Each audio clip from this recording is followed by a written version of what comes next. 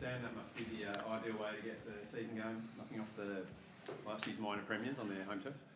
Yeah, I mean they're a good side. I thought that it was a tough game. The whole game, my heart rate wouldn't go down at all for the whole game. So I thought the players did a fantastic job of handling the pressure of the game, and they got right on top around most of the third quarter, and we sort of held them off enough, and then to come home well, I thought showed a bit of resilience, which was important tonight.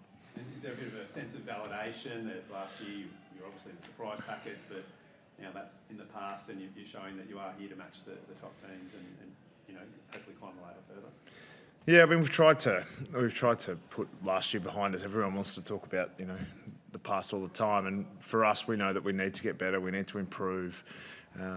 I guess the thing from last season that we took out of it was that it showed us some evidence that when we do work hard, we're working towards something that helps us make improvements to our game. But we also know we have to make improvements to our game to get where we want to go. We're going to have to be better than we were.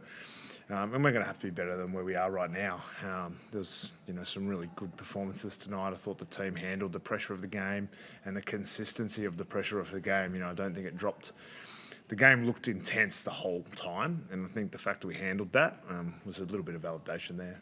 And a pretty obvious way that you can improve this year is with Will Day back in the side, fit and firing.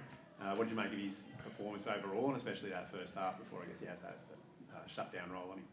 Yeah, I mean, I was really pleased. I'm really pleased with Daisy. Obviously, his best is fantastic. I think the thing that I loved about his game was his last quarter. Maybe I don't know statistically if it looked good, but he was really important in some key moments of the game. I thought the midfield mix, especially after Warps went down, Warps has probably been our best performer for the pre-season, and after we lost him, Cam McKenzie goes into the midfield, and the midfield mix stayed strong, and so I was really happy. I thought David Hale did a really good job, and those midfielders to be able to perform consistently well after losing Warps and after they obviously made some changes with Jordan going to Daisy. I thought the performance of the collective midfield was pretty good. Obviously on Warps, can you give an update on how he is? All I know at this stage is ankle, and I said, is it one of those okay in a couple of days or one of those 6 weekers? And he goes, I'll be right. So he's always going to say that. I got no idea. So he obviously hurt his ankle, but what type of injury it is, I'm not sure just yet. Can you elaborate a bit more on what happened?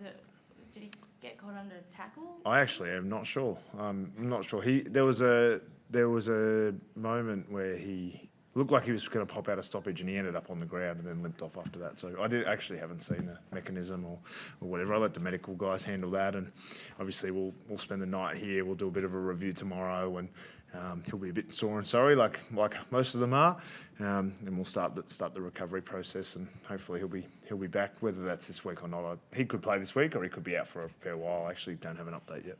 There are some reports that it's a syndesmosis, or fears that it's a syndesmosis injury. Is that your understanding, or are you in the... Yeah, I'm not the type that tells you. I don't know what it is. If it's syndesmosis, that always sounds bad, and that they are anywhere from 6 to a lot longer. So I hope it's not that. I hope he's just rolled his ankle.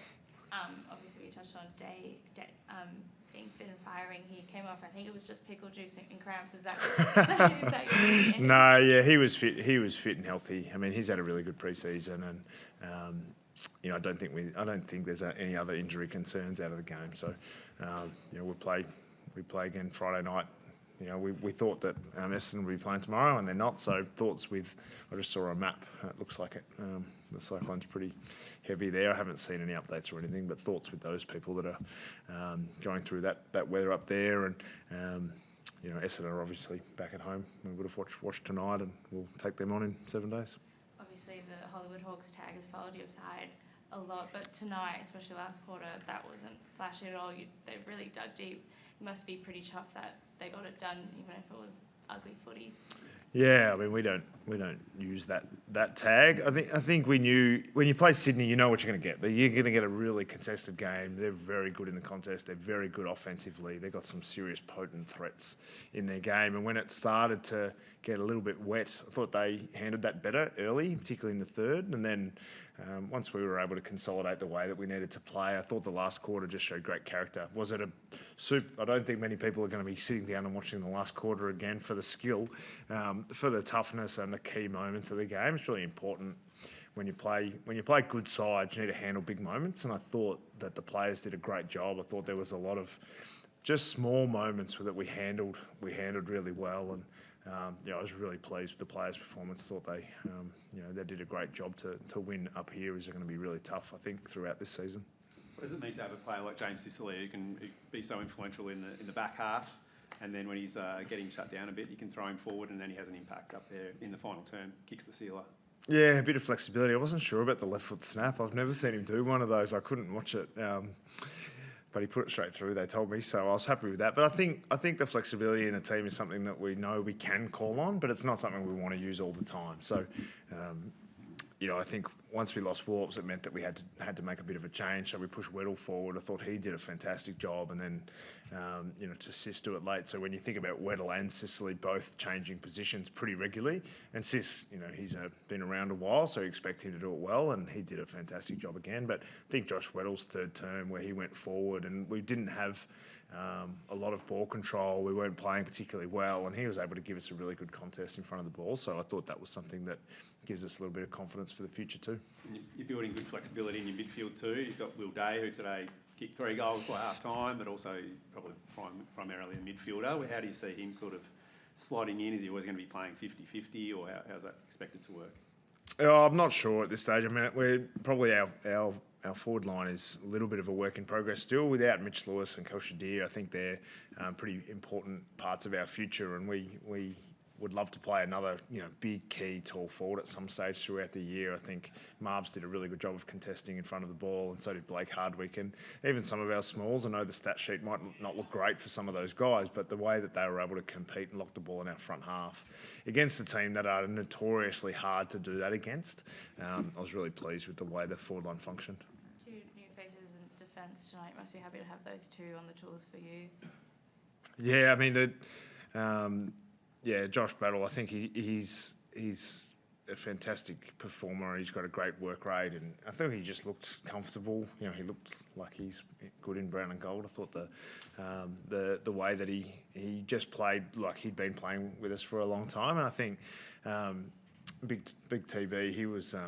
He won a lot of key contests, and even the contests he lost were really tough ones to win. I thought he just got better and better as the game went on, and late I thought he looked a bit tired, and then he just managed to find a way to take a couple of intercept marks that were really important in that last few minutes. So pretty good first game in the brown and gold for those boys. Can you talk us through the decision to have Josh Battle lining up on Tom Papley for quite a bit of the evening? He just thought he was the best matchup for him, yeah. So he made that call? Cade Simpson sort of is the backline coach, and very much trust him to know what gets done. And I think the thing with Josh Battle is he can play on Papley or he can play on, a tall as well. So he gives us a bit of flexibility. And we know Papley's very, very hard man to stop. He looked really potent at different stages in the game, and we knew we were going to have to put a bit of extra attention onto him. And I thought Cade said that he was the best matchup for him, but he's also probably the best matchup for Heaney as well. So there was some challenges in the back line, and I think in the early part of the game, I think they'd gone inside 50 only 5 or 6 times, but they'd kicked. It was 5 goals, but then 1 got taken off, so it was 4 goals, 1 for a touch. But they were really potent early, so I thought the back line, the way they kicked into gear after that, I thought they were really good. Have you got a Sicily policy, or is it just you read it as it goes? A Sicily policy. Well, how you deploy him? Like, is there some sort of guiding principle? I have never thought of it like that. I think that we looked at half time. We knew Warps was out of the game, and we thought Wed's going forward with a bit of work rate. He's going to cover the ground. He's going to give you a contest. Bit unpredictable, Wed's, in the way he plays, in a good way. So we thought that was the best option. And then at 3/4 time, we knew. I thought Sis was getting sat on by that point, and then when he goes forward, he generally has a bit of an impact, and that was the call that was made by the coaches. So I thought they handled that situation, but I wouldn't say we have a premeditated policy on Sis. We sort of just pick the team that we think will win the moment. Thanks, guys.